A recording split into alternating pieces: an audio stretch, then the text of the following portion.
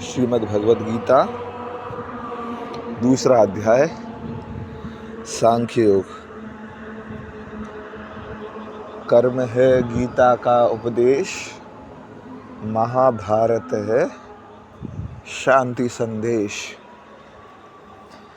दुर्योधन ने हमने देखा कि दुर्योधन ने द्रोणाचार्य से दोनों सेनाओं की बात कही, पर द्रोणाचार्य कुछ भी नहीं बोले। इससे दुर्योधन दुखी हो गया। जब दुर्योधन को प्रसन्न करने के लिए फिर भीष्म जी ने जोर से शंख बजाया, और भीष्म जी के शंख बजने के बाद दोनों सेनाओं की ओर से शंखनाद हुआ। इसके बाद 20वें श्लोक से हमने पहले अध्याय में देखा कि श्री कृष्ण और अर्जुन का संवाद प्रारंभ हुआ। अर्जुन ने कृष्ण से कहा कि मेरा रथ दोनों सेनाओं के बीच में खड़ा करो, और कृष्ण ने दोनों सेनाओं के बीच में भीष्म और द्रोण के आदि के सामने अपने रथ को खड़ा किया और अर्जुन से कुरुवंशियों को देखने को कहा। दोनों सेनाओं ने अपने ही स्वजनों, अपने ही संबंधियों को देखकर अर्जुन में पारिवारिक मोह जाग गया, जिसके परिणाम में अर्जुन युद्ध करना छोड़कर बाण सहित धनुष बाण का त्याग करके रथ में बैठ गए पीछे की तरफ। इसके बाद विषाद मग्न अर्जुन के प्रति कृष्ण क्या बोलते हैं, यह बात धृतराष्ट्र को सुनाने के लिए संजय दूसरे अध्याय का प्रारंभ करते हैं। अब शुरू होगा हमारा दूसरा अध्याय, जिसका नाम है सांख्य योग। करुणा से व्याप्त शोकयुक्त और अश्रुपूरित नेत्रों वाले अर्जुन को देखकर मधुसूदन कृष्ण ने ये शब्द कहे। अर्जुन रथ में सारथी रूप से बैठे हुए श्री कृष्ण को आज्ञा देते हैं कि हे अच्युत, मेरा रथ दोनों सेनाओं के बीच में खड़ा करो, जिससे मैं देख लूँ कि मुझसे कौन कौन दो हाथ करने आया है। अर्थात मेरे जैसे सूरवीर के साथ कौन कौन योद्धा साहस करके लड़ने आया है। अपनी मौत को सामने देख करके इनकी हिम्मत कैसे हुई मेरे सामने आने की। इस प्रकार जिस अर्जुन में युद्ध के लिए इतना उत्साह और वीरता था, अब वही अर्जुन जब दोनों सेनाओं के बीच में पहुंचे तो अपने परिवार वालों को देखकर मोहग्रस्त और शोकाकुल हो गए। उनका शरीर शिथिल होने लगा, मुंह सूखने लगा, शरीर में कपकपी होने लगी, रोंगटे खड़े हो गए, हाथ से धनुष नहीं संभल रहा, त्वचा जल रही है, खड़ा भी नहीं हुआ जा रहा, मन भ्रमित हो रहा था। तो कहाँ अर्जुन की भीतर वह निडरता और उत्साह था कि जैसे ही शंखनाद हुआ उन्होंने अपने गांडीव को कस के पकड़ लिया और सोचा जरा देखूं तो कौन कौन मेरे हाथ से मरने आया है। अब कहाँ ऐसी स्थिति हो गई कि एकदम दुख से व्याकुल हो गए। बड़े आश्चर्य के साथ संजय यही भाव इस श्लोक में प्रकट कर रहे हैं कि अर्जुन जैसे महान सूरवीर के भीतर भी कौटुंबिक मोह छा गया। उनके नेत्रों में आंसू भर आए और वे इतने रो पड़े कि अपनी आंखों से ठीक से देख भी नहीं पा रहे। इस प्रकार कायरता के कारण विषाद में डूबे अर्जुन से श्री कृष्ण ने ये वचन कहे। ये पहला श्लोक कहता है सांख्य योग का। चित्त के ज्ञाता, समझना जरा बात को, चित्त के ज्ञाता और मन के विशेषज्ञ की यह निशानी होती है कि उसकी दृष्टि बड़ी पैनी होती है। उसके सामने जो भी बैठता है, शिष्य हो, रोगी हो या प्रार्थी हो, उसकी वास्तविक दशा को वह तुरंत पकड़ लेता है। शिष्य अपनी एक लंबी चौड़ी व्यथा कथा सुनाता है, स्वयं भी उलझा हुआ है और बड़े उलझे हुए शब्दों से अपनी हालत का वर्णन करता है। लेकिन यदि गुरु ज्ञाता है तो बिल्कुल सार संक्षेप में चिन्हित कर लेता है कि वास्तविक बात क्या है। जटिलताओं को काटकर जो सीधा सरल यथार्थ है, गुरु उस पर उंगली रख देता है। पूरे प्रथम अध्याय में अर्जुन ने अपने विषय में, युद्ध की स्थिति के विषय में, अपने परिवार वालों के विषय में, धर्म के विषय में और युद्ध के परिणाम के विषय में कितनी ही बातें कहीं, लेकिन जिस बात का बहुत कम या एकदम ही उल्लेख नहीं किया था वह था मोह। अर्जुन से मोह शब्द तो एक बार उच्चारित भी नहीं हुआ। पूरे अध्याय में बस इधर उधर की बातें करते रहे। कभी कह दिया कि हम भी तो धृतराष्ट्रपुत्रों जैसे हैं, इसलिए हमें युद्ध नहीं करना चाहिए। कभी कह दिया कि अगर युद्ध हुआ तो स्त्रियां भ्रष्ट हो जाएंगी, वर्णशंकर पैदा हो जाएंगे, फिर पितरों का क्या होगा।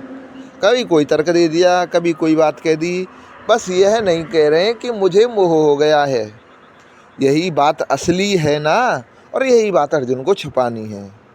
अर्जुन ने यह बात तब तक नहीं कही, अब तक नहीं कही। पूरा प्रथम अध्याय उन्होंने 47 श्लोक निकाल दिए, लेकिन उन्होंने ये बात नहीं कही कि मुझे मोह हो गया है। और जैसे ही श्री कृष्ण बोले तो श्री कृष्ण ने सबसे पहले यही बात कह दी कि तुम्हें मोह हो गया है।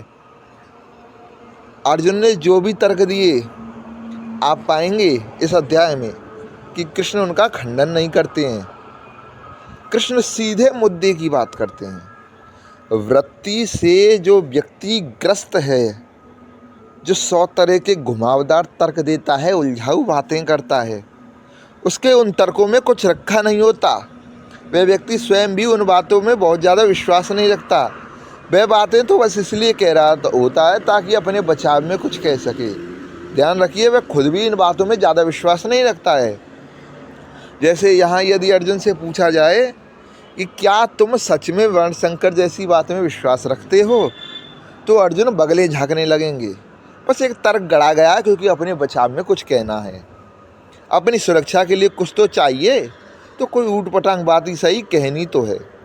और कृष्ण भली भांति जानते हैं कि ये सब बातें बिना सार की हैं, इनमें कोई दम नहीं है। इनका क्या जवाब दें, इनसे क्या उलझें।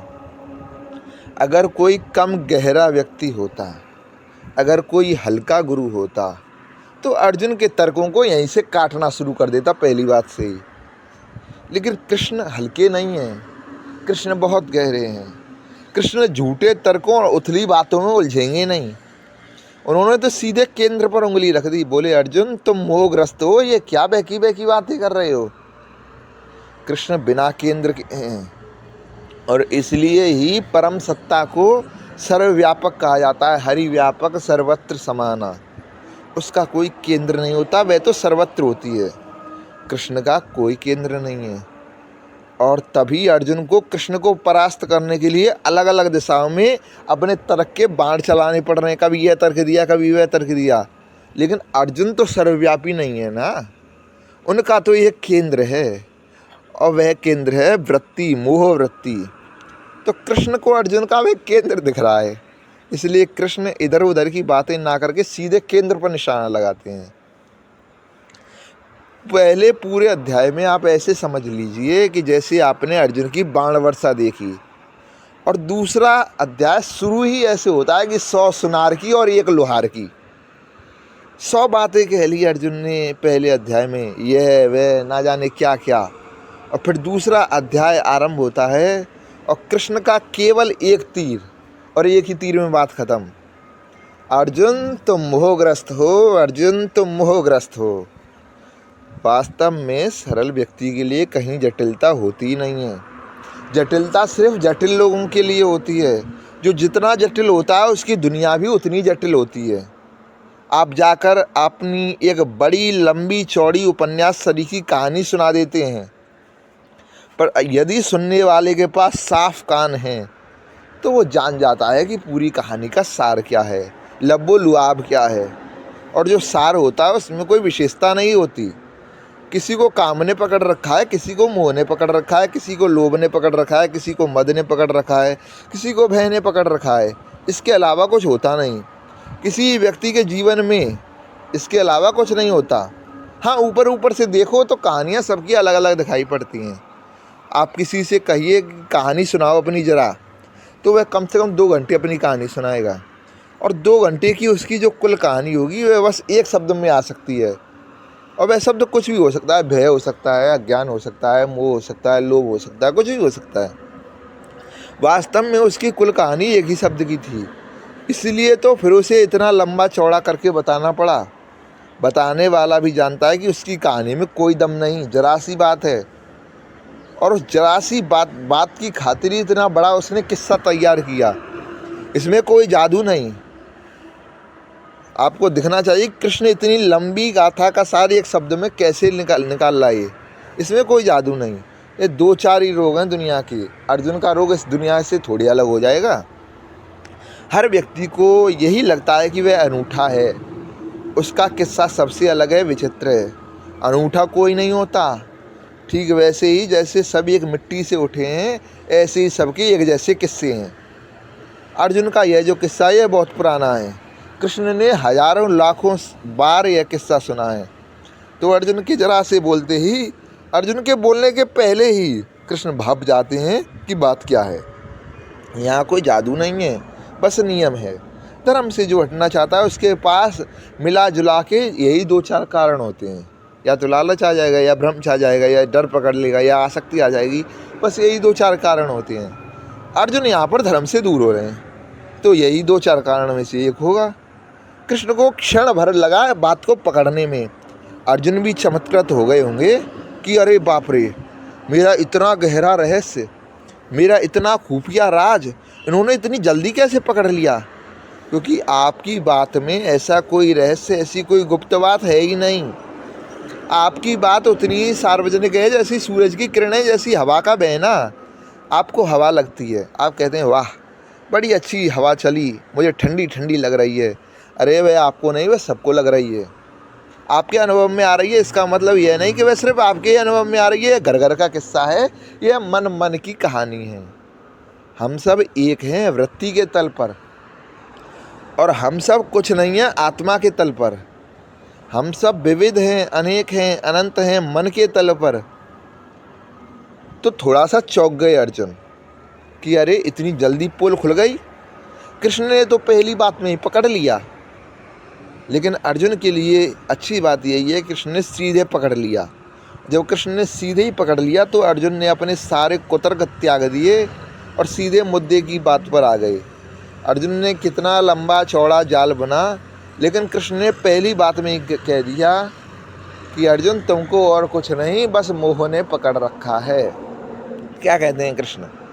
श्री कृष्ण ने कहा, हे अर्जुन, तुम्हारे मन में यह कलमश आया कैसे? यह उस मनुष्य के लिए तनिक भी अनुकूल नहीं है जो जीवन को मूल्य को जानता हो। इससे उच्च लोक की नहीं, अपयश की प्राप्ति होती है।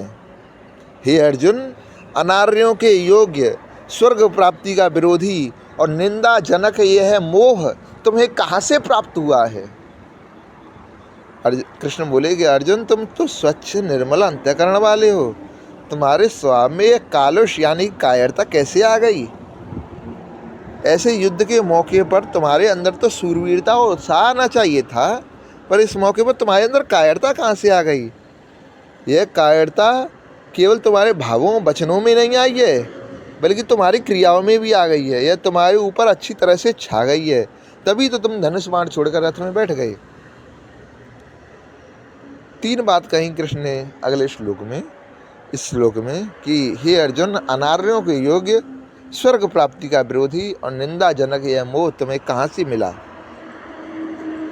ये तीनों बात के अर्जुन को सावधान किया जा रहा है कि तुम्हारा ये युद्ध न करने का निश्चय विचारशील और पुण्यात्मा मनुष्यों को स्वर्ग प्राप्ति कराने वाला नहीं है, कीर्ति देने वाला भी नहीं है।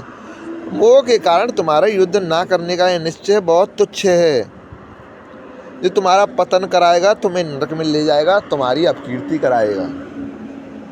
कृष्ण ये नहीं कह रहे कि अर्जुन कहीं तुम्हें मोह तो नहीं हो गया, ये नहीं कहा, मोह तो है ही। कृष्ण ने ये किया कृष्ण ने कि ये मोह कहाँ से आ गया। बात शुरू करने का तरीका देखिए कृष्ण का। अर्जुन से ये नहीं पूछा कि अर्जुन विचार करो तनिक, कहीं यह मोह तो नहीं। सीधा बोले मोह तो है, लेकिन ये मोह कहाँ से मिल गया तुमको? अर्जुन के पास भागने का, छुपने का कोई रास्ता कृष्ण ने नहीं छोड़ा। ये जो आरंभिक तर्क दे रहे हैं कृष्ण कि स्वर्ग प्राप्ति का विरोधी, अनार्यों का योग्य और निंदाजनक यह मोह तुम्हें कहाँ से मिला, ये बहुत ज्ञान का नहीं है, क्योंकि बात बहुत आरंभिक है और ज्ञान चोट करता है। कृष्ण नहीं चाह रहे कि आरंभ में ही कोई ज्ञान की बात करते हैं, चोट लग जाएगी। गहरा ज्ञान देना किसी को गहरी शल्यक्रिया ऑपरेशन जैसा होता है, सतही कोई मल्लम नहीं होता। ज्ञान गहरी सर्जरी होता है, और तो ज्ञानी भी गहरा ज्ञान देने से आरंभ में बचना चाहता है। कोई कुछ भी कहे, सर्जरी होती तो झंझट है ना, जिसकी हो रही है उसके लिए भी होती है और जो कर रहा है उसके लिए भी होती है। बड़ी जिम्मेदारी का काम है किसी की छाती खोल देना। वो तो बेहोश पड़ा है और आपने उसकी छाती खोल दी, तो सारी जिम्मेदारी आप पर ही है। कृष्ण भी आरंभ में कह रहे हैं चलो देखता हूँ, मल्लम आदि लगा कर ही अगर काम चल जाए तो चल जाए। आगे फिर पूरी छाती खोलेंगे, और छाती नहीं खोलेंगे, रेसा रेसा अलग कर देंगे। लेकिन शुरुआत में बस इतना ही कह रहे हैं कि ये जो तुम कर रहे हो ना, इससे स्वर्ग नहीं मिलेगा। पहले अध्याय में हमने सीखा है कि बात है वृत्ति और मुक्ति की, संस्कृति और अध्यात्म की। ये हमने पहले अध्याय में देख लिया। तो दो संघर्ष यहाँ पर हमें शुरू होते दिखेंगे, वृत्ति बनाम मुक्ति। तो अर्जुन वृत्ति का प्रदर्शन कर रहे हैं, मोह और भय, और कृष्ण आगे बात करेंगे मुक्ति की। तो जैसे पहले अध्याय में ही नींव रख दी गई है आगे आने वाली कहानी की इमारत की, और जो दूसरा संघर्ष शुरू होगा उसका अनुमान भी हमें पहले अध्याय में लग गया, वो होगा संस्कृति बनाम अध्यात्म। तो अर्जुन ने पहले ही अध्याय में कौन सी सांस्कृतिक बात छेड़ दी कि प्रतिलोम विवाह हो जाएगा, वर्ण संकर पैदा होंगी, और जब वर्ण संकर पैदा होंगे तो उनका श्राद्ध नहीं लगेगा, जब श्राद्ध नहीं लगेगा तो पितरों की आत्मा भटकेगी। तो कहानी पूरी क्या है, सांस्कृतिक। तो बिल्कुल तय हो गया है कि अर्जुन खड़े हुए हैं संस्कृति के पक्ष में और कृष्ण खड़े हैं अध्यात्म के पक्ष में। अर्जुन यहाँ संस्कृति के प्रतिनिधि के रूप में खड़े हैं, और वो दिखा रहे हैं कि वो वर्ण प्रथा, अर्जुन दिखा रहे हैं कि वो वर्ण प्रथा के भी समर्थक हैं, वो कर्मकांड के भी समर्थक हैं, और कृष्ण है वर्ण प्रथा के विरोधी, कर्मकांड के विरोधी। अर्जुन है संस्कृति के पक्ष से, कृष्ण है अध्यात्म के पक्ष से। तो गीता है कृष्ण और अर्जुन के बीच का संघर्ष। संस्कृति भिड़ गई है अध्यात्म से, और संस्कृति को हारना ही पड़ेगा। बस यही गीता है, संस्कृति को हारना पड़ेगा। श्री कृष्ण जानते हैं कि अर्जुन संस्कृतिवादी हैं, वे वही चलाना चाहते हैं जो समाज में चल रहा है। लेकिन गहरी सर्जरी देने से कृष्ण आरंभ में अभी बच रहे हैं, सीधे ज्ञान की गोली नहीं दागना चाहते। आरंभ में वही बात कहते हैं अर्जुन से कि अर्जुन को थोड़ा जचे। भगवान सबसे पहले यही कहते हैं कि अगर युद्ध नहीं करोगे तो स्वर्ग नहीं मिलेगा, और अर्जुन तो है ही स्वर्ग वाले। पितरों के लिए भी उन्होंने यही सोचा था कि पितरों की आत्मा भटकेगी, स्वर्ग नहीं मिलेगा। तो कृष्ण ने सोचा कि चलो अगर ये यही भाषा समझते हैं तो पहले इसी भाषा में समझाते हैं। इसके बाद कहेंगे कि ये जो तुम काम कर रहे हो ये आर्यों के योग्य नहीं है। इससे यह भी पता चलता है कि अर्जुन में जाति का अहंकार बहुत ज़्यादा था कि हम आर्य हैं, हम क्षत्रिय हैं।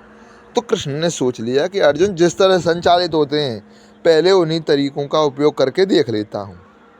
अर्जुन को अपने आर्य होने का बड़ा गर्व है, बड़ा गौरव है। अर्जुन को अपने वर्ण क्षत्रिय होने पर बड़ा गौरव है।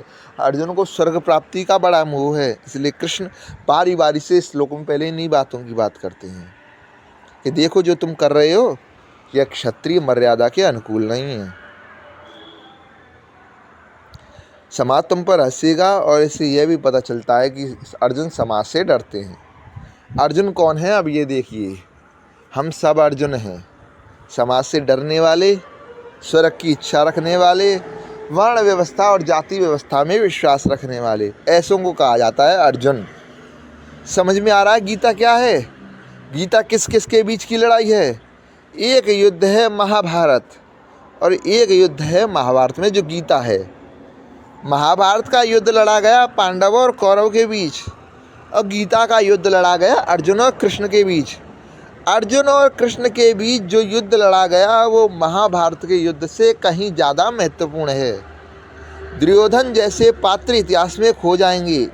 एक समय ऐसा हो सकता है जब इनको लोग याद रखना भी छोड़ दें। आज भी महाभारत के ज़्यादातर पात्र तो भुला ही दिए गए हैं।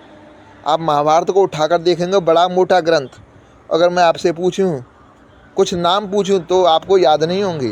भूरिश्रवा, सात्यकी, धृष्टद्युम्न के बारे में बता दीजिए, आप नहीं बता पाओगे, जबकि ये तो प्रमुख पात्र हैं।